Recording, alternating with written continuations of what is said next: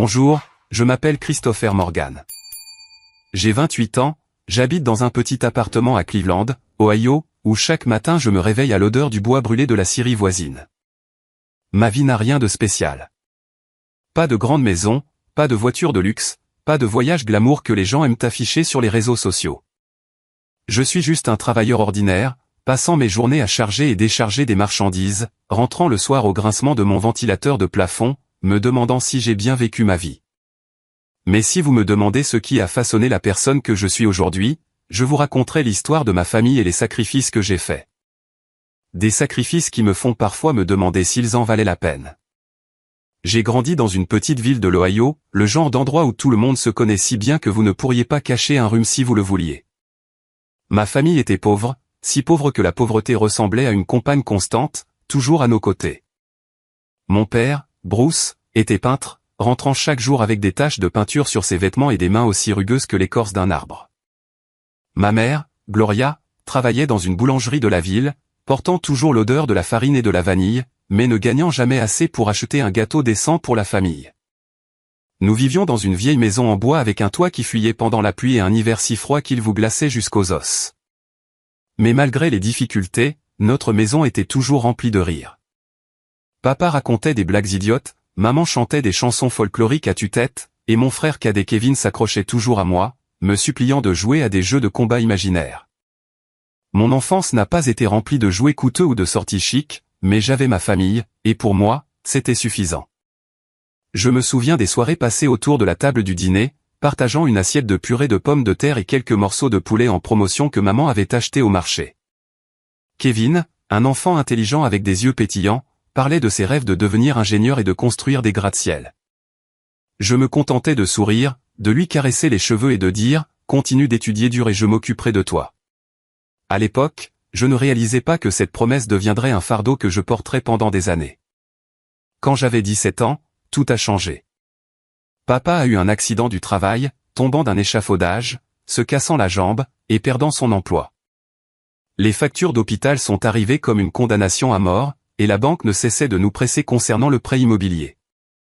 Maman travaillait plus longtemps, mais son maigre salaire de boulangerie ne faisait presque pas d'effet. J'ai vu papa allongé sur le canapé, les yeux vides, et maman qui devenait plus mince, ses cheveux grisonnant prématurément. Kevin, alors âgé de seulement 13 ans, était encore insouciant, concentré sur ses devoirs de mathématiques et ses grands rêves. Je savais que si je ne faisais rien, notre famille s'effondrerait. J'ai donc décidé d'arrêter l'école. Le jour où j'ai dit à maman que je ne retournerais pas à l'école, elle a pleuré. Elle m'a pris la main, disant que je ruinais mon avenir, mais j'ai juste souri et dit « Maman, je ne suis pas aussi intelligent que Kevin. Je vais arrêter l'école et travailler pour qu'il puisse continuer à étudier. On s'en sortira. » Maman m'a serré dans ses bras, sanglotant, tandis que papa se détournait, silencieux. Je savais qu'il avait honte, mais il ne l'admettrait jamais. À partir de ce moment-là, j'ai travaillé 2 emplois à la fois. Le jour, j'étais ouvrier sur des chantiers de construction, ma chemise trempée de sueur, mes mains et mes pieds meurtris par le port de briques et le mélange de mortier. La nuit, je travaillais au quart de nuit dans un supermarché, remplissant les étagères, lavant les sols, et comptant les minutes jusqu'à ce que je puisse rentrer à la maison et dormir quelques heures avant l'aube. Ma vie tournait autour du travail, des salaires et des factures. Chaque mois, j'envoyais presque tous mes gains à mes parents pour rembourser les dettes et acheter les fournitures scolaires de Kevin. Je ne gardais rien pour moi, sauf quelques vieux vêtements et une petite radio pour écouter de la musique pendant mes nuits de travail solitaire au supermarché. Mais je ne me plaignais pas. Je pensais que c'était ce que je devais faire. En tant qu'aîné, je devais porter le fardeau. Kevin excellait à l'école, toujours en tête de sa classe. Et chaque fois qu'il me montrait ses notes, je sentais que tout mon épuisement en valait la peine. Mes parents se sont progressivement stabilisés, bien qu'ils aient continué à vivre frugalement. Papa a trouvé un emploi de gardien de sécurité et maman est restée à la boulangerie. Je me disais que tant que ma famille allait bien, une petite souffrance de ma part n'avait pas d'importance. Puis j'ai rencontré Laura, la femme qui a changé ma vie, pour le meilleur et pour le pire. Elle travaillait dans un café près du supermarché où je m'arrêtais pour boire un verre après mes quarts de nuit. Laura avait un sourire radieux, des yeux marron chauds, et une façon de parler qui me faisait oublier mon épuisement. Nous avons commencé à sortir ensemble et pour la première fois, j'ai eu l'impression de ne pas seulement vivre pour travailler. J'aimais Laura. Son rire, la façon dont elle me tenait la main quand nous marchions le long de la rivière. À 22 ans, j'ai demandé Laura en mariage. Nous nous sommes mariés lors d'une cérémonie simple, juste la famille et quelques amis. J'ai loué un petit appartement et ces premiers jours ressemblaient à un rêve. Laura me faisait sentir que j'avais de l'importance, que j'étais plus qu'un simple ouvrier pauvre. 1 an plus tard, nous avons accueilli notre fille, Diana. En regardant ses petits yeux, me fixant depuis son berceau, j'ai juré de lui donner une vie meilleure que la mienne. Mais les rêves ne durent pas éternellement. Laura a commencé à se frustrer quand j'envoyais la majeure partie de mon salaire à mes parents. Elle disait que je privilégiais ma famille plutôt que notre propre avenir, que celui de Diana. J'ai essayé d'expliquer que je ne pouvais pas abandonner mes parents, que Kevin était sur le point de commencer l'université et avait besoin d'argent. Mais chaque dispute laissait Laura me regarder avec déception. « Pour qui vis-tu, Chris ? Pour tes parents ou pour nous ?» demandait-elle. Je ne pouvais pas répondre car au fond, je pensais que je devais vivre pour tout le monde. La tension a grandi. Laura voulait que nous économisions pour une maison, pour que Diana aille dans une bonne école, mais je n'avais pas d'argent car presque tout ce que je gagnais allait à mes parents ou au remboursement des dettes. Les disputes sont devenues habituelles et chacune donnait l'impression de me déchirer en deux. Je voulais rendre Laura heureuse, mais je ne pouvais pas tourner le dos à ma famille. Finalement, après 4 ans ensemble, Laura est partie. Elle a emmené Diana, qui n'avait que 3 ans, et a dit qu'elle ne pouvait pas vivre avec quelqu'un qui ne se sacrifiait que pour les autres et négligeait sa propre famille. Je suis resté figé dans notre appartement, la regardant faire ses valises, entendant Diana pleurer son père. Quand la porte s'est fermée, j'ai eu l'impression que mon monde s'était effondré. Je ne blâmais pas Laura. Peut-être avait-elle raison. Peut-être avais-je tort de penser que je pouvais tout équilibrer. Après le divorce, j'ai déménagé dans un appartement encore plus petit à Cleveland et j'ai commencé à travailler dans une scierie. Le travail est harassant, mais ça ne me dérange pas. J'ai l'habitude de transpirer pour chaque dollar. J'envoie toujours de l'argent à mes parents, bien que moins qu'avant, car je dois en mettre de côté pour que Laura s'occupe de Diana. Ma vie est maintenant un cycle répétitif. Travailler, rentrer, dormir, répéter. Je n'ai pas d'amis proches, pas de loisirs, pas de boissons animées avec mes collègues après un quart de travail. Tout ce que je possède est un vieux pick-up et quelques meubles usés. Mais la pire douleur n'est pas la solitude. C'est de manquer à Diana. Je sais qu'elle et Laura vivent à Erie, en Pennsylvanie, chez les parents de Laura. Parfois, je conduis là-bas juste pour me tenir à distance et regarder Diana jouer à son école maternelle. Je n'ose pas m'approcher, ne voulant pas perturber la nouvelle vie de Laura. Une fois, j'ai laissé une petite poupée accrochée au rétroviseur de la voiture de Laura avec un mot écrit à la main pour Diana de la part de papa. Je ne sais pas si elle l'a reçu, mais j'espère que cela lui a fait sourire. Je n'ai jamais parlé à personne de ces moments où je regardais ma fille de loin ou des nuits où je m'asseois seul, me demandant si mes sacrifices en valaient la peine. J'ai arrêté l'école, je me suis épuisé au travail, j'ai perdu ma femme et ma fille. De plus, ma famille pourrait avoir une vie meilleure. Mais parfois je me demande, pourquoi suis-je le seul à payer le prix? Pourquoi ne puis-je pas avoir un peu de bonheur pour moi-même? Je ne me plains pas, jamais. Je travaille juste tranquillement, vis tranquillement, et endure tranquillement. Mais au fond de moi, je ressens une douleur sans nom, une question qui se répète. Est-ce que je vis bien ma vie? Est-ce que tous mes sacrifices en valaient la peine? Puis une réponse m'est venue un jour d'où quand j'ai reçu un appel de l'oncle Paul, le frère cadet de mon père. Il a dit que la famille prévoyait une réunion chez lui, dans sa nouvelle maison dans la banlieue de Columbus. La nouvelle maison est immense, a-t-il dit avec enthousiasme au téléphone, sa voix débordant de fierté. David y a envoyé de l'argent pour l'acheter. Toute la famille sera là. Ça va être amusant. Tu dois y être. Ça fait un moment. David, le fils de l'oncle Paul, et mon cousin, travaille en Californie, gagne beaucoup d'argent et en renvoie régulièrement à ses parents. J'ai souri au téléphone, disant que j'essaierais d'y aller, mais à l'intérieur, j'ai ressenti un poids lourd. Les réunions de famille me rendaient toujours mal à l'aise. Je ne savais pas quoi dire ou faire quand tout le monde autour de moi semblait avoir plus réussi que moi. Je ne voulais pas y aller, honnêtement. Mais ensuite maman a appelé juste après, sa voix douce mais ferme. Chris, tu dois venir. Toute la famille t'attend. Ne me fais pas demander 2 fois. J'ai soupiré et j'ai accepté. Je n'ai jamais été bon pour dire non à maman, bien que parfois je me demande si elle comprend vraiment ce que j'ai fait pour la famille. Le jour de la réunion est arrivé avec un temps ensoleillé magnifique et une brise fraîche rare à Cleveland. J'ai conduit mon vieux pick-up hérité de papa à la nouvelle maison de l'oncle Paul. Une spacieuse maison à 2 étages avec une large cour avant bien entretenue. L'herbe était soigneusement tondue, la clôture en piquet blanc scintillante. Je me suis garé, j'ai regardé par la fenêtre, et j'ai vu tout le monde déjà rassemblé. Des tantes, des oncles, des cousins, même des voisins proches.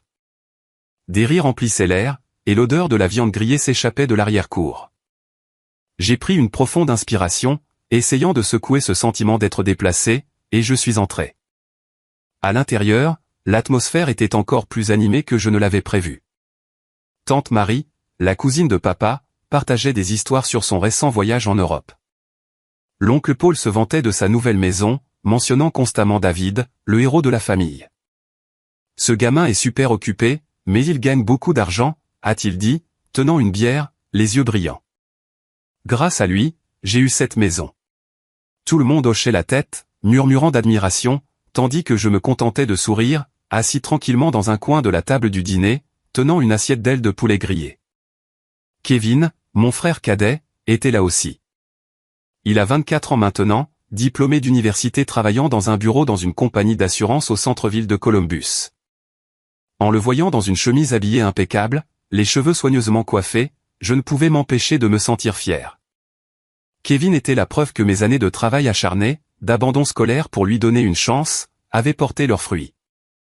Il serrait la main de tout le monde, affichait un sourire éclatant, et parlait de son nouveau travail et de ses projets d'acheter une voiture. Les gens se pressaient autour de lui, le couvrant de louanges. Kevin est l'avenir de la famille Morgan, a dit tante Marie, puis s'est tournée vers moi, mi-plaisantant, mi-sérieuse. Et toi, Chris? Toujours à travailler à la scierie? Quand vas-tu ouvrir ton propre atelier? J'ai donné un sourire gêné, hoché la tête, et essayé d'avaler la piqûre dans ma poitrine.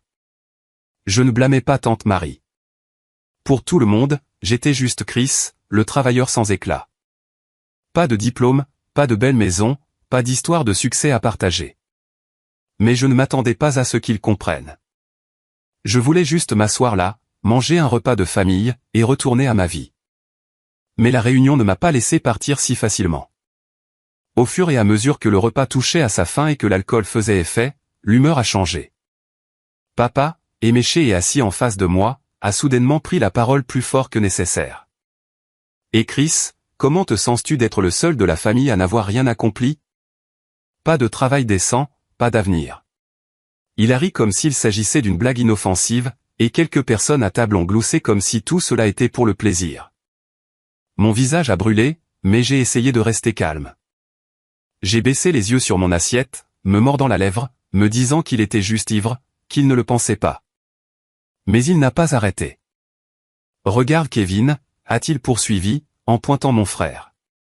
Diplômé d'université, emploi stable, avenir brillant, et toi, 28 ans, toujours à transporter du bois, vivant dans un appartement minable.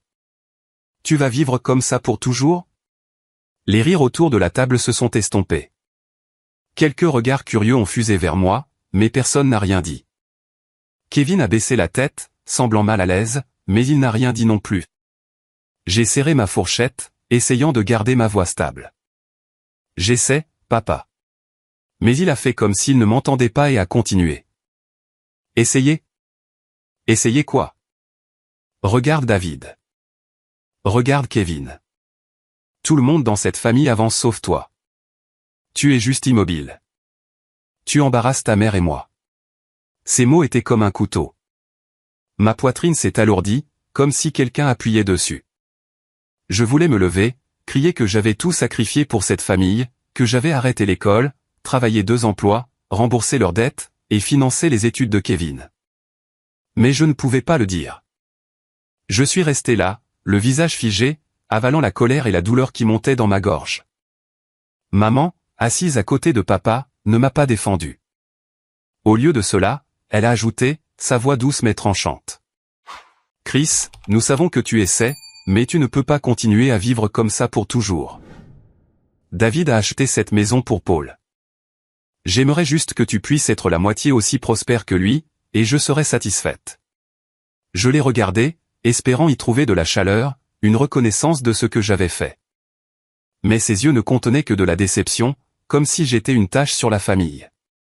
J'ai senti ma poitrine se serrer, ma respiration devenir lourde, mes mains se serrer sous la table jusqu'à ce que mes jointures deviennent blanches. Je voulais me lever, partir, crier qu'il n'avait pas le droit de me parler comme ça. Mais je suis resté là, silencieux comme je l'avais fait pendant des années.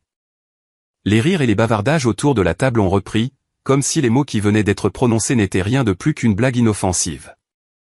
Tante Marie a continué à parler de son voyage en Italie. L'oncle Paul s'est vanté davantage de David, et Kevin, mon frère, a gardé la tête basse, picorant doucement sa nourriture comme s'il ne voulait pas participer à ce désordre. J'ai regardé autour de moi, voyant tout le monde plongé dans son propre monde, un monde auquel je ne semblais pas appartenir.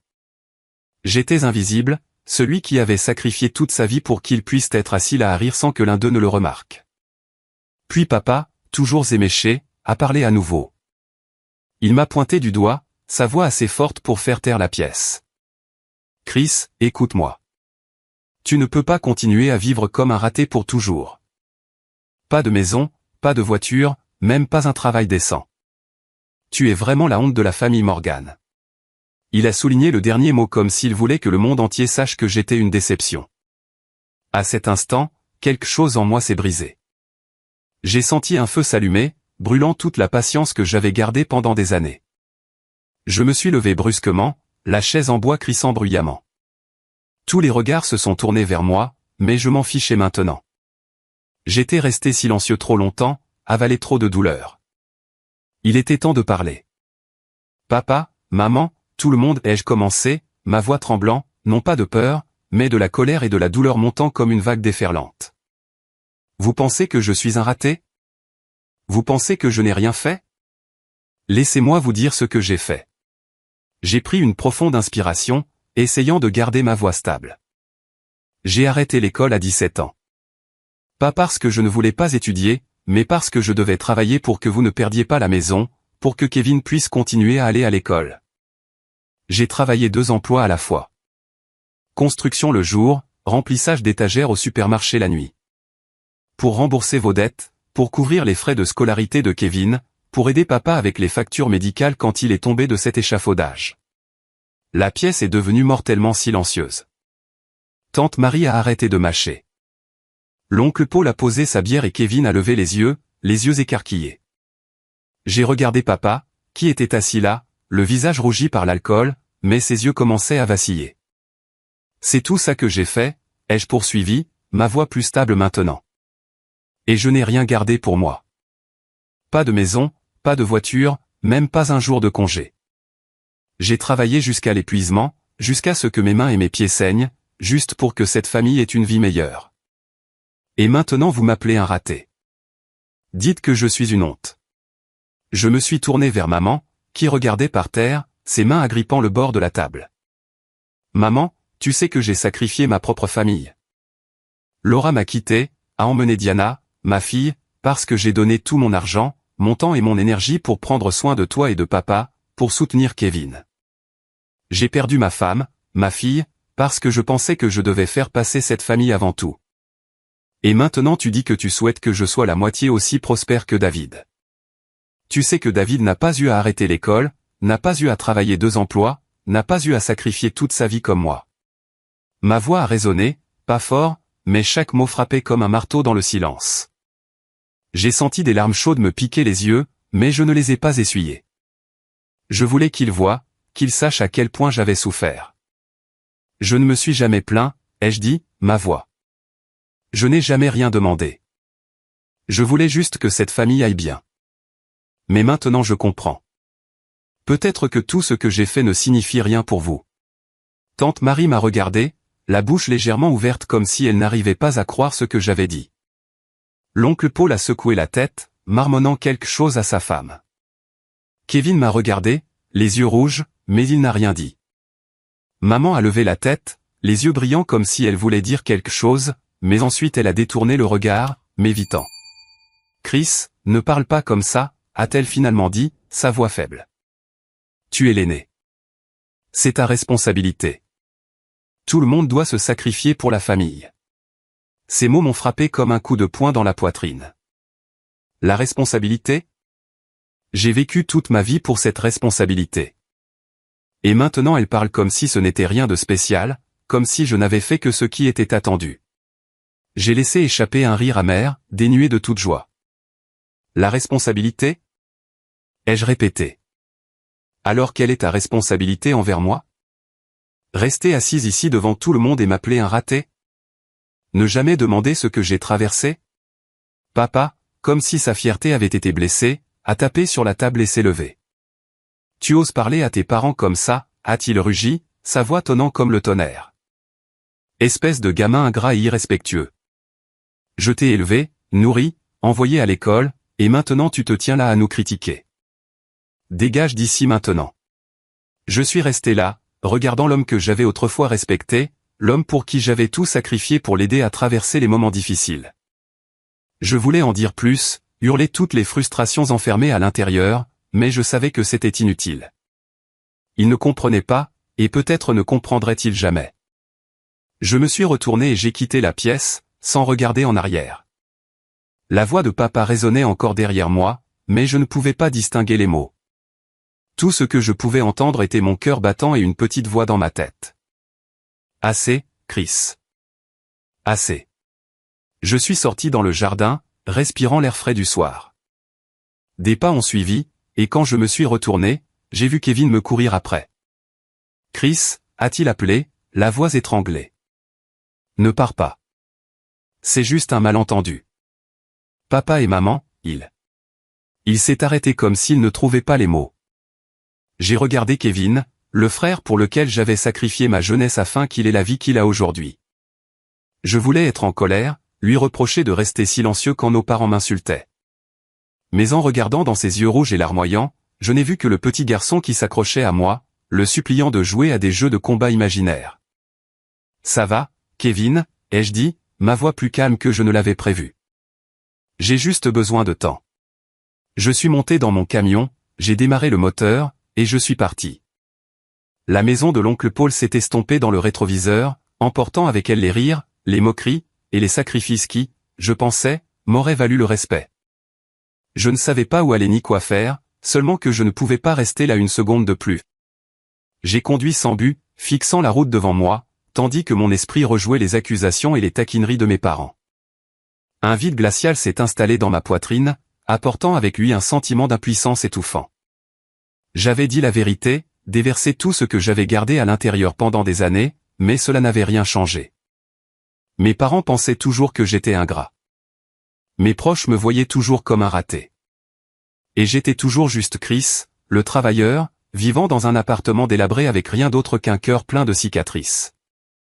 Quand je suis rentré dans mon appartement, je me suis effondré sur une chaise, j'ai fermé les yeux, et j'ai essayé de chasser l'image de la réunion, mais elle s'accrochait à moi. Je me demandais, est-ce la fin ? Puis-je continuer à vivre comme ça, à me sacrifier sans reconnaissance, ou est-il temps que je commence à vivre pour moi-même ? Ces questions tourbillonnaient dans ma tête comme une tempête incessante. J'ai ouvert les yeux, fixant la petite pièce vide, le vieux lit grinçant, la table en bois cabossée, et la radio crépitant toujours d'une chanson à laquelle je ne prenais pas la peine de prêter attention. C'était mon monde, construit à partir des restes d'argent après avoir envoyé la majeure partie à mes parents et à Diana. Mais maintenant, cela ressemblait à une prison, me piégeant dans la douleur que je n'avais pas osé affronter. Les mots que j'avais prononcés lors de la réunion résonnaient dans mon esprit. Pour la première fois de ma vie, je m'étais levé et j'avais dit la vérité sur mes sacrifices. J'avais espéré, même un peu, que mes parents reconsidéreraient, qu'ils réaliseraient ce que j'avais fait pour la famille. J'imaginais maman appeler, la voix étranglée d'excuses, ou papa, têtu comme il est, dire quelque chose pour arranger les choses. Mais mon téléphone est resté silencieux. Pas d'appel, pas de message, juste le ventilateur de plafond grinçant et le bourdonnement lointain du trafic à l'extérieur. Les nuits qui ont suivi, je n'ai pas pu dormir. Je me suis allongé sur mon lit, fixant le plafond taché, me demandant où j'avais mal tourné. J'ai arrêté l'école, travaillé 2 emplois, remboursé les dettes de mes parents, financé les études de Kevin. Mais qu'est-ce que j'ai reçu en retour? Des moqueries, des regards déçus, et le sentiment que je n'étais rien pour eux. J'ai commencé à penser à l'argent que j'envoyais toujours à mes parents chaque mois, même si mes revenus étaient si maigres que je devais compter chaque centime pour survivre. Pourquoi continuais-je à le faire? Pourquoi continuais-je à m'enchaîner à une responsabilité dont ils ne semblaient même pas tenir compte? Après de nombreuses nuits sans sommeil, j'ai pris une décision que je n'avais jamais osé envisager auparavant. J'allais arrêter. Je n'enverrais plus d'argent à mes parents. Pas parce que je les détestais, mais parce que j'avais besoin de vivre pour moi-même, ne serait-ce qu'une fois. J'avais besoin de me libérer de ce cycle de sacrifices dénué de sens. J'ai écrit un court message à maman. Maman, je suis désolé, mais je ne peux plus envoyer d'argent. J'ai besoin de vivre pour moi et pour Diana. J'ai appuyé sur envoyer, mon cœur battant, sentant comme si je venais de couper un cordon qui me liait depuis des années. Je pensais qu'ils comprendraient, ou du moins qu'ils appelleraient pour discuter. Mais non. 2 jours plus tard, alors que je travaillais à la scierie, j'ai entendu une agitation à la porte. Un collègue, Joe, est accouru vers moi, l'air paniqué. « Chris, tes parents sont dehors. Ils disent quelque chose à tout le monde. Ça a l'air intense. Tu ferais mieux d'aller voir. » Mon cœur s'est arrêté. Mes parents ici. J'ai laissé tomber ce que je faisais et j'ai couru jusqu'à la porte, incertain de devoir espérer ou craindre. Quand je suis arrivé, j'ai vu maman et papa debout à l'entrée de la scierie, entourés d'une foule de collègues curieux. Papa, dans sa chemise usée, criait, sa voix épaisse de colère. Ce Chris, il a abandonné sa famille. Nous l'avons élevé, nourri, envoyé à l'école, et maintenant il ose nous tourner le dos, coupant notre soutien. Quel malheureux ingrat. Maman se tenait à côté de lui, serrant son bras, sa voix stridente de ressentiment. C'est un mauvais fils, ne pensant qu'à lui, pas à ses parents. Nous avons besoin d'argent pour vivre, pour payer les factures médicales, et il s'en fiche. Je suis resté figé, sentant le sol s'effondrer sous moi. Leurs mots n'étaient pas seulement des insultes. C'était une déformation de la vérité. Ils n'ont pas mentionné les années où je me suis épuisé au travail, les dettes que j'ai remboursées pour eux, le fait que j'ai sacrifié ma propre famille. Ils m'ont dépeint comme un fils égoïste et déloyal. Mes collègues, des gens avec qui je travaillais depuis des années maintenant, me regardaient avec des yeux curieux, chuchotant entre eux. Joe m'a tapoté l'épaule, murmurant « Qu'est-ce qui se passe, Chris ?» Ce qu'ils disent est vrai. Je n'ai pas répondu à Joe. Une vague d'humiliation m'a submergé, non pas à cause de ce que mes parents disaient, mais parce que je les avais laissés me mettre dans cette position devant les gens que je voyais tous les jours. J'ai fait un pas en avant, ma voix. « Maman, papa, comment avez-vous pu faire ça? Pourquoi me traitez-vous si cruellement après tout ce que j'ai fait pour vous ?» Maman m'a regardé, ses yeux n'étaient plus remplis de la déception de la réunion, mais de colère. « Tu crois que quelques dollars règlent ta responsabilité? Tu es l'aîné. Tu es censé t'occuper de nous. Maintenant, je suis malade. Ton père travaille à en mourir, et tu oses nous abandonner? Tu es ingrat. » Papa a coupé, me pointant. « Pour qui te prends-tu? En nous coupant. Tu veux que cette famille meure de faim. J'ai honte d'avoir un fils comme toi. » Leurs mots étaient comme des couteaux s'enfonçant profondément dans mon cœur. Je voulais crier pour leur dire que j'avais sacrifié ma jeunesse, ma propre famille pour les soutenir. Mais je ne pouvais pas parler. Je suis resté là, entouré de regards curieux et de murmures, me sentant comme un étranger dans ma propre vie. Je me suis tourné vers Joe, toujours à mes côtés, et j'ai dit doucement, « Dis à Tom que je démissionne. » Joe m'a regardé, choqué, « Chris, tu es sûr? Tu n'as pas à faire ça. » Mais j'ai juste secoué la tête. Je ne pouvais pas rester là où l'histoire de mes parents se répandrait comme une tache. Je suis retourné dans mon appartement, j'ai emballé les quelques affaires que je possédais, quelques vêtements, la vieille radio, et une photo de Diana que Laura m'avait envoyée. J'ai regardé la photo, ses grands yeux ronds me regardant, et j'ai senti une lueur de force revenir. Je ne pouvais pas continuer à vivre comme ça. Je ne pouvais pas laisser ma famille me tirer encore plus vers le bas. J'avais besoin d'un nouveau départ, d'un endroit où je pourrais me retrouver. La petite chambre à Cleveland avec l'odeur du bois brûlé de la scierie et le ventilateur de plafond grinçant n'était plus là où j'appartenais. J'avais trop longtemps vécu pour les autres, et maintenant j'avais besoin de vivre pour moi-même, ne serait-ce que pour savoir que j'en étais encore capable. J'ai chargé mon vieux pick-up avec quelques sacs de mes affaires et j'ai conduit vers l'est en direction d'Erie, en Pennsylvanie. Je n'avais pas de plan précis, seulement la connaissance que Laura et Diana vivaient là-bas avec les parents de Laura, Wayne et Amanda. Je ne voulais pas les déranger ou perturber leur vie paisible. Mais juste être près de Diana, même si cela signifiait la regarder jouer de loin, suffisait à faire battre mon cœur. J'ai conduit sur des routes sinueuses, passant des champs de maïs doré scintillant sous le soleil doux. Et pour la première fois depuis des années, j'ai ressenti un soupçon de liberté. Pas une liberté complète.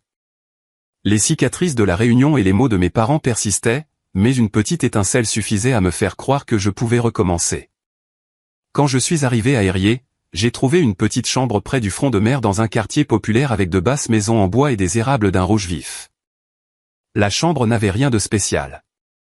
Un lit simple, une petite table, et une fenêtre donnant sur le lac. Mais le son régulier et doux des vagues s'écrasant chaque nuit m'apportait plus de paix que les nuits sans sommeil à Cleveland. Debout près de la fenêtre, respirant l'air salin, je me suis dit, c'est ma chance, un nouveau départ. J'ai commencé à chercher du travail. Après quelques jours à demander autour de moi, j'ai décroché un emploi de technicien de maintenance dans une entreprise de services portuaires aériens. Le travail n'était pas facile, réparer des machines, inspecter du matériel, et parfois charger des marchandises quand il manquait de personnel, mais c'était stable. Le salaire était suffisant pour que je vive confortablement sans compter chaque centime comme avant. J'ai arrêté d'envoyer de l'argent à mes parents, et bien que la décision me ronge, elle m'a aussi apporté un sentiment de libération. Pour la première fois de ma vie, j'ai gardé mon argent pour moi. Pour acheter une nouvelle paire de chaussures quand mes vieilles seraient usées, pour manger un dîner décent au lieu de nouilles instantanées, pour vivre comme un humain, pas comme une machine. Dans mes premiers jours à Erie, je suis resté discret. Je n'étais pas habitué à parler aux inconnus ou à m'ouvrir, mais le travail au port m'a obligé à interagir. J'ai travaillé aux côtés d'hommes et de femmes courageux qui ne craignaient pas la sueur et qui étaient toujours prêts à faire une blague pour alléger l'atmosphère. L'un d'eux, un type nommé Miguel, est devenu mon premier ami là-bas. Quelques années de plus que moi, avec des cheveux noirs bouclés et un sourire contagieux. Miguel m'invitait à boire une bière après l'écart. Au début, j'ai refusé, mais finalement, j'ai cédé. Nous nous assoyions dans un petit bar près du port, écoutant les vagues et parlant de tout, du football à la vie quotidienne. Pour la première fois, je me sentais moins seul. J'ai commencé à construire une nouvelle vie petit à petit. J'ai rejoint une équipe de football locale amateur qui jouait le week-end. Je n'étais pas excellent, mais courir sur l'herbe, entendre les cris et les rires de mes coéquipiers, me rappelait les jours d'enfance où Kevin et moi jouions à faire semblant de nous battre dans notre jardin. J'ai acheté des livres d'occasion dans une librairie près du port, principalement des romans d'aventure, et je les lisais les nuits sans sommeil. J'ai découvert que j'aimais lire, me perdre dans des histoires de personnes qui osaient sortir de leur zone de confort. Cela me faisait penser que peut-être je pourrais faire ça aussi. Ma santé mentale s'est lentement améliorée.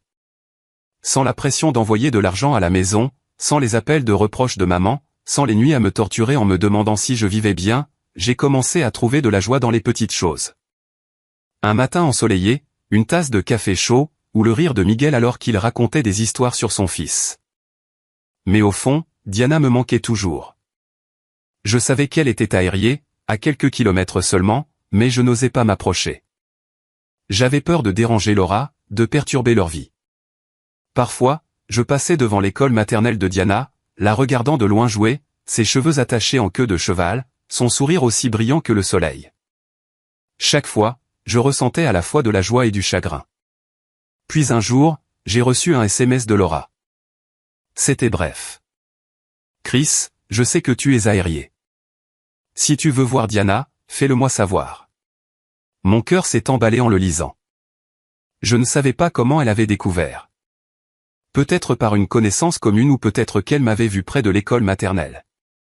Je me suis assis pendant des heures à réfléchir. Je voulais voir Diana, la serrer dans mes bras, lui dire que je l'aimais. Mais j'avais peur. Peur de ne pas être digne. Peur de blesser à nouveau Laura. Finalement, j'ai rassemblé mon courage et j'ai appelé Laura. La conversation a été courte, mais moins tendue que ce que j'avais prévu. Elle a dit que Diana demandait souvent après son père, qu'elle me manquait, même si elle était trop jeune pour tout comprendre.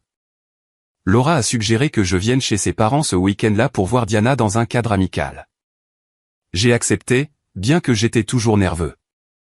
Le jour est arrivé et je me suis tenu devant la maison en bois confortable de Wayne et Amanda, son jardin débordant de fleurs.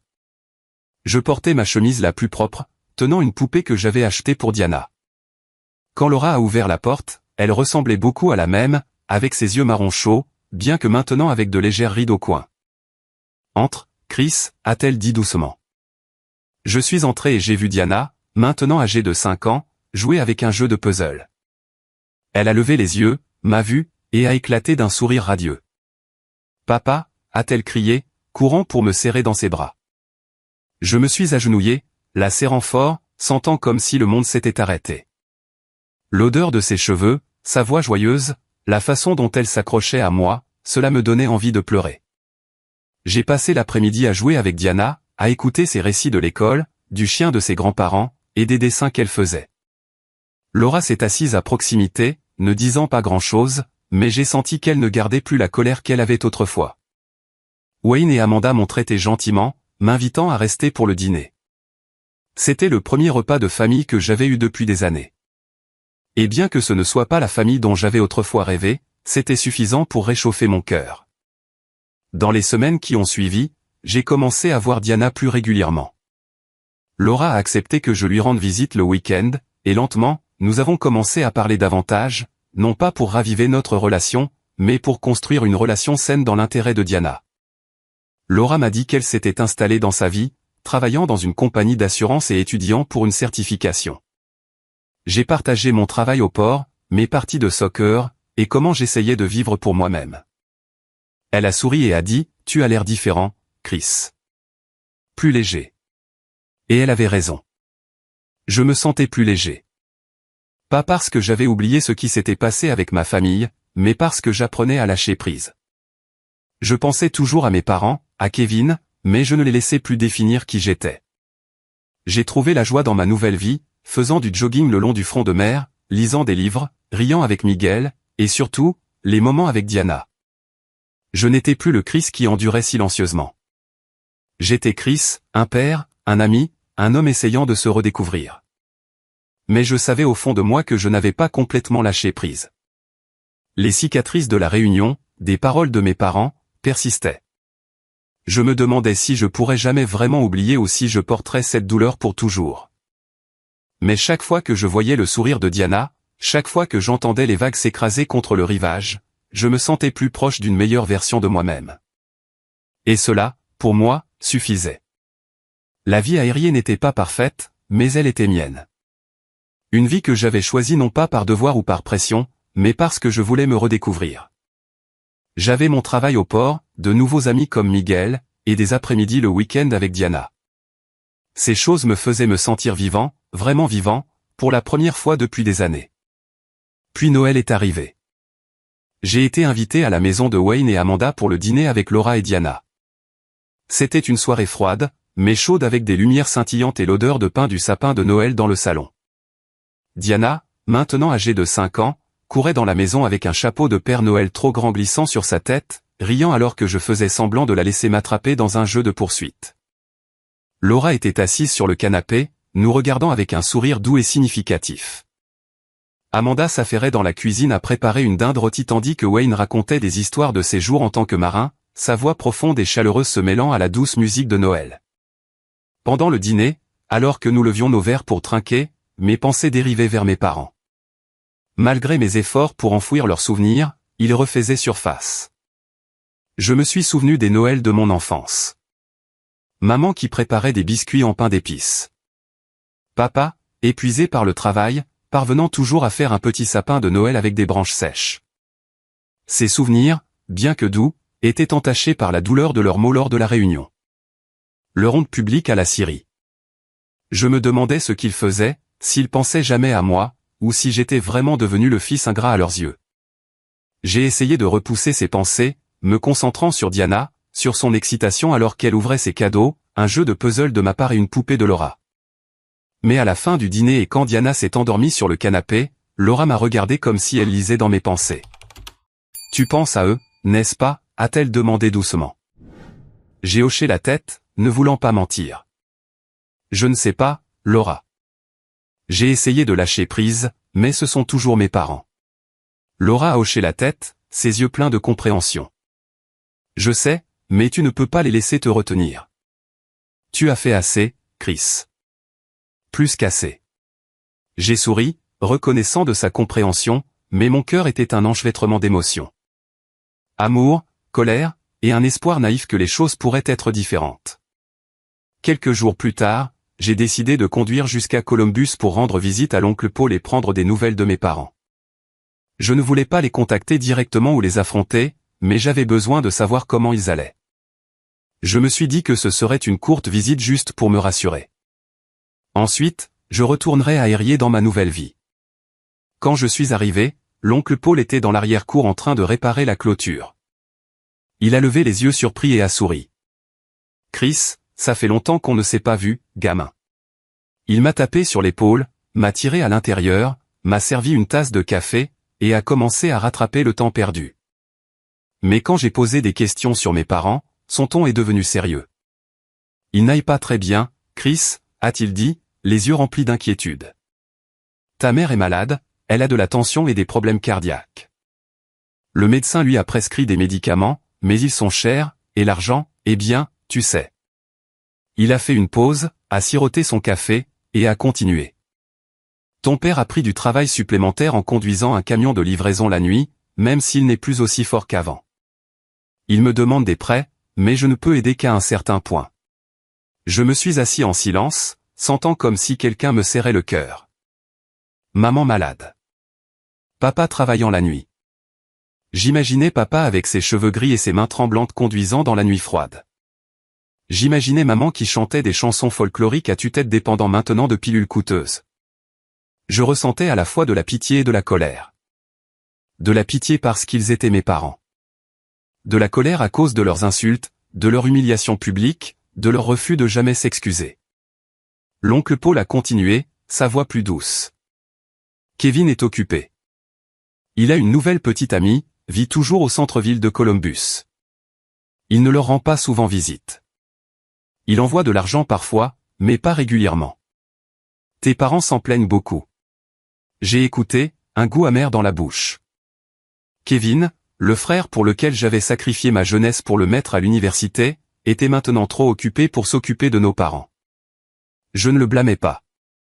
Il avait sa propre vie, mais je ne pouvais m'empêcher de ressentir l'injustice. J'avais tout fait pour maintenir cette famille à flot, et maintenant ils avaient de nouveaux besoins de moi, mais n'avaient toujours pas reconnu ce que j'avais fait. L'oncle Paul m'a regardé, ses yeux suggérant quelque chose d'indicible. « Chris, la famille a toujours besoin de toi, » a-t-il dit prudemment. « Mais je sais qu'ils ne t'ont pas traité équitablement. Je ne les défends pas, mais je pense que peut-être ils ne savent pas comment dire pardon. » J'ai hoché la tête, ne disant rien. Ces mots étaient comme une aiguille piquant les cicatrices non guéries de mon cœur. Je voulais croire que mes parents avaient encore besoin de moi, qu'ils m'aimaient d'une certaine manière. Mais je ne pouvais pas oublier ce qui s'était passé. Je ne pouvais pas effacer comment ils m'avaient fait me sentir comme un raté. J'ai quitté la maison de l'oncle Paul et je suis rentré à Erie en silence. Mon esprit était en désordre. Je ressentais de la compassion pour maman, inquiet pour sa santé. Je m'inquiétais pour papa, vieux et travaillant toujours des heures éprouvantes. Mais j'étais aussi en colère. En colère parce qu'ils n'ont jamais reconnu mes sacrifices. En colère parce qu'ils m'avaient humilié à la Syrie. En colère parce qu'ils me considéraient toujours comme un fil ingrat. Je me demandais si je devais y retourner, si je devais les aider à nouveau, ou si je devais continuer à vivre ma nouvelle vie où j'avais enfin trouvé un peu de paix. Dans les jours qui ont suivi, je n'ai pas arrêté de penser à mes parents. Je me suis souvenu des années difficiles où je travaillais jusqu'à l'épuisement pour payer leurs dettes, pour financer les études de Kevin. Je me suis souvenu des larmes de maman quand je lui ai dit que j'arrêtais l'école. Le regard honteux de papa quand il détournait le regard. Ces souvenirs faisaient mal, mais ils me rappelaient aussi que j'avais fait assez. J'avais donné tout ce que j'avais, et je ne pouvais pas continuer à me sacrifier éternellement. J'ai appelé Laura et je lui ai parlé de ma visite à l'oncle Paul. Elle a écouté sans m'interrompre et quand j'ai eu fini, elle a dit simplement, tu ne leur dois plus rien, Chris. Mais si tu veux aider, fais-le pour toi, pas pour eux. Ces mots étaient comme une petite lumière m'aidant à voir plus clairement. Je ne voulais pas retomber dans l'ancien cycle de vivre pour plaire aux autres, mais je ne voulais pas non plus porter la culpabilité d'avoir abandonné mes parents. Je me suis assis dans ma petite chambre, écoutant les vagues s'écraser à l'extérieur de la fenêtre. J'ai pensé à Diana, à son sourire, aux après-midi que nous passions à jouer ensemble. J'ai pensé à la nouvelle vie que je construisais, à mes amis comme Miguel, aux petites joies que j'avais trouvées, et je me suis demandé, pouvais-je aider mes parents sans me perdre? Y avait-il un moyen de guérir sans sacrifier mon bonheur? Je n'avais pas encore les réponses, mais pour la première fois, j'ai senti que j'avais le droit de choisir. Non pas par devoir, mais parce que je le voulais. Et cela, bien que juste un petit pas, m'a fait me sentir plus léger que jamais. Les jours après mon retour de chez l'oncle Paul ont été remplis d'un mélange complexe de pitié et de colère. Les images de maman, frêle et malade, papa, âgé et travaillant la nuit, et l'allusion de l'oncle Paul que la famille a toujours besoin de toi continuaient de tourner dans mon esprit. Je voulais les aider, faire quelque chose pour que maman puisse s'offrir ses médicaments, pour que papa n'ait pas à conduire un camion dans la nuit froide. Mais chaque fois que je pensais rouvrir cette porte fermée, je me souvenais de la funeste réunion. Les mots de mes parents à la porte de la scierie, comment ils m'avaient appelé un misérable ingrat. Je me demandais, pouvais-je les aider sans retomber dans ce cycle douloureux? Les nuits qui ont suivi ont été presque sans sommeil. Je me suis assis près de la fenêtre, écoutant les vagues s'écraser contre la côte lugubre, essayant de trouver une issue au milieu de ce chaos émotionnel. Parfois, je pensais appeler mes parents, offrir une petite somme, juste assez pour les médicaments de maman. Mais ensuite la peur s'est installée. Peur qu'ils le considèrent comme quelque chose que je devais faire, qu'ils ne l'apprécient pas, qu'ils ne s'excusent pas, et que je sois ramené dans la boucle sans fin du devoir et de la douleur. Je ne voulais pas retourner à l'ancien Chris, celui qui vivait uniquement pour plaire aux autres, qui avait sacrifié sa propre petite famille pour la plus grande. Finalement, j'ai rassemblé mon courage, j'ai pris le téléphone, et j'ai appelé papa. C'était la première fois que je le contactais depuis mon départ de Cleveland, depuis que j'avais coupé les ponts après la scène à la scierie. Quand papa a répondu, sa voix était sèche, comme s'il était encore en colère. « Chris, qu'est-ce que tu veux ?» J'ai pris une profonde inspiration, essayant de garder ma voix stable. « Papa, j'ai entendu parler par l'oncle Paul de comment les choses se passent pour toi et maman. Je veux savoir comment elle va et je veux parler. » Il y a eu un long silence à l'autre bout du fil. Puis papa a dit, son ton toujours dur. « Ta mère est malade, mais elle se débrouille. Et toi? Tu ne penses à nous que maintenant, après nous avoir abandonnés. » Ces mots m'ont frappé comme un coup de poing, mais je ne les ai pas laissés me déstabiliser. J'étais préparé à ça. « Papa, je ne vous ai pas abandonné, ai-je dit, ma voix plus stable que je ne l'avais prévu. J'ai fait tout ce que j'ai pu. J'ai arrêté l'école, j'ai travaillé 2 emplois, j'ai remboursé vos dettes, j'ai financé les études de Kevin. J'ai perdu ma propre famille parce que je vous ai mis, toi et maman, en premier. Mais je n'ai jamais eu de reconnaissance de votre part, même pas un merci. Au lieu de ça, vous êtes allé à la scierie, vous m'avez traité d'ingrat devant tout le monde. Je ne peux pas continuer à vivre comme ça. » Papa était silencieux. J'ai entendu un soupir lourd par téléphone, mais il n'a rien dit. J'ai continué, je peux aider, papa, mais ce sera limité. Et j'ai besoin que toi et maman changiez. J'ai besoin que vous me respectiez, que vous reconnaissiez ce que j'ai fait. Sinon, je ne peux pas continuer. Mes mots sont restés en suspens. Mon cœur battait comme si j'avais couru 1 kilomètre.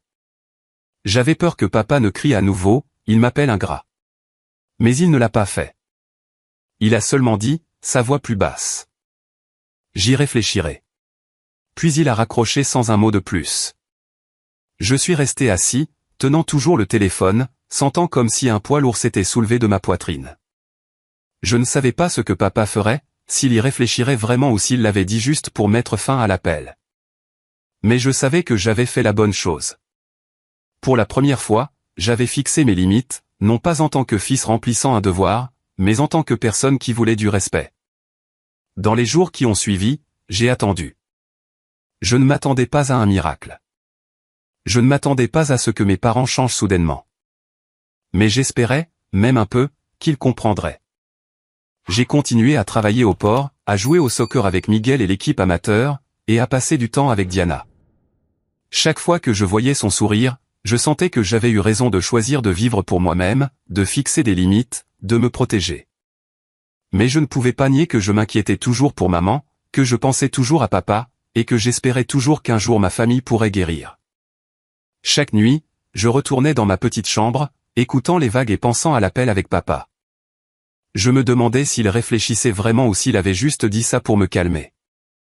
Je me demandais si maman, avec sa maladie, savait que j'avais appelé, savait que je me souciais encore. Et je me demandais si je pouvais trouver un moyen de les aider sans me perdre. Je n'avais pas de réponse immédiate, mais pour la première fois de ma vie, je me trouvais à la croisée des chemins. Et j'avais le droit de choisir mon chemin. Non pas par devoir, mais parce que je le voulais. J'étais maintenant le Christ qui ne supportait plus silencieusement, celui qui ne connaissait que le sacrifice. J'étais Chris, un père, un ami, un homme qui apprenait à s'aimer, et peut-être un jour, un fils que sa famille valoriserait. L'appel avec papa m'a laissé avec un mélange d'émotions, le soulagement d'avoir dit ce qu'il fallait dire, mais aussi un poids lourd dû à son silence. Je ne savais pas s'il réfléchirait vraiment ou s'il l'avait dit juste pour mettre fin à la conversation. Mais je savais que pour la première fois, j'avais fixé des limites, j'avais clairement exprimé ce que je voulais, et cela me donnait l'impression de vivre vraiment, pas seulement d'exister. Une semaine passa et je me suis réinstallé dans ma routine aérienne. J'ai travaillé au port à réparer des machines, à charger des marchandises, et à plaisanter avec Miguel pendant les pauses. J'ai joué au soccer le week-end, sentant la sueur couler sur mon front, et entendant les encouragements de mes coéquipiers. J'ai passé du temps avec Diana, jouant avec elle, l'écoutant parler des dessins qu'elle faisait à l'école maternelle. Ces moments, bien que petits, étaient les briques de ma nouvelle vie, une vie que j'avais choisie pour moi-même. Mais je ne pouvais nier que je pensais toujours à mes parents. Chaque fois que je voyais Diana, je me souvenais des années difficiles où je travaillais jusqu'à l'épuisement pour que mes parents s'en sortent, pour que Kevin aille à l'université. Je me souvenais des larmes de maman quand je lui ai dit que j'arrêtais l'école. Le regard honteux de papa quand il détournait le regard, incapable de subvenir aux besoins de la famille. Ces souvenirs, aussi douloureux soient-ils, faisaient partie de moi. Je voulais croire que mes parents m'aimaient encore à leur manière. Mais je savais aussi que cet amour n'était pas suffisant sans respect. Puis un matin, alors que je me préparais pour le travail, j'ai reçu une lettre. Pas un SMS, pas un appel, mais une lettre manuscrite envoyée par la poste avec l'écriture familière de maman. Je suis resté figé dans ma petite chambre, tenant l'enveloppe, mon cœur battant. Je ne savais pas à quoi m'attendre. Des excuses, un autre reproche, ou juste un autre appel à l'aide. Je me suis assis à la table, j'ai pris une profonde inspiration, et je l'ai ouverte. Chris, mon fils, commençait la lettre, l'écriture tremblante comme si elle était écrite à travers l'émotion. Je sais que tu es en colère contre nous et je ne te blâme pas. J'ai entendu ce que tu as dit lors de l'appel avec ton père. J'ai beaucoup réfléchi et je réalise que j'avais tort. Je ne t'ai jamais dit à quel point je suis fier de toi, à quel point tu as sacrifié pour la famille. Je suis désolé, Chris. Je suis désolé de ne pas avoir vu que tu avais fait tout ça, de t'avoir laissé te sentir seul. J'ai continué à lire, les larmes coulant sur mes joues. Maman écrivait sur sa maladie, les pilules coûteuses, et comment papa travaillait la nuit pour joindre les deux bouts. Elle disait qu'il ne s'attendait pas à ce que je me sacrifie comme avant, qu'il voulait juste réparer les choses pour te retrouver, même juste pour parler. Je n'ai pas besoin de ton argent, Chris, a-t-elle écrit. J'ai juste besoin de toi. Je veux que notre famille soit comme elle était, mais je sais que cela prend du temps. Si tu veux bien, j'attendrai. J'ai plié la lettre et je me suis assis en silence pendant des heures. Les excuses de maman, bien que tardives, étaient ce que j'avais tant désiré. Mais cela m'a aussi laissé dans le conflit. Je voulais croire qu'elle le pensait vraiment, qu'elle et papa changeraient. Mais j'avais peur. Peur que si j'ouvrais mon cœur, je serais ramené dans l'ancien cycle du sacrifice sans reconnaissance. J'ai pensé aux paroles de Laura. Fais-le pour toi, pas pour eux. J'ai pensé à Diana, à son sourire, à la nouvelle vie que je construisais. Et je me suis demandé, pouvais-je réparer les choses avec mes parents sans me perdre? Je me suis tenu sur la plage, regardant l'horizon où le soleil se couchait, peignant la mer d'un orange vif. J'ai pensé à mon parcours, d'un garçon qui a arrêté l'école pour soutenir sa famille, à un mari qui a échoué dans son mariage, à un père qui apprend à aimer sa fille, et maintenant à un homme qui cherche un sens à sa vie. J'ai pensé à mes parents, à Kevin, aux cicatrices et aux lueurs d'espoir. Je me demandais si je devais y retourner, si je devais donner une autre chance à ma famille, ou si je devais continuer à marcher sur mon propre chemin. Je n'avais pas de réponse claire, mais debout là, au milieu du bruit des vagues et de la lueur du coucher de soleil, j'ai ressenti un étrange sentiment de paix. Je savais que quel que soit le chemin que je le choisirais pour moi-même, pour Diana, et pour un avenir que je méritais. J'ai glissé la lettre dans ma poche, j'ai pris une profonde inspiration, et je me suis éloigné, laissant derrière moi des questions sans réponse. Ma vie, bien qu'imparfaite, était devant moi et pour la première fois, je me sentais prêt à l'affronter.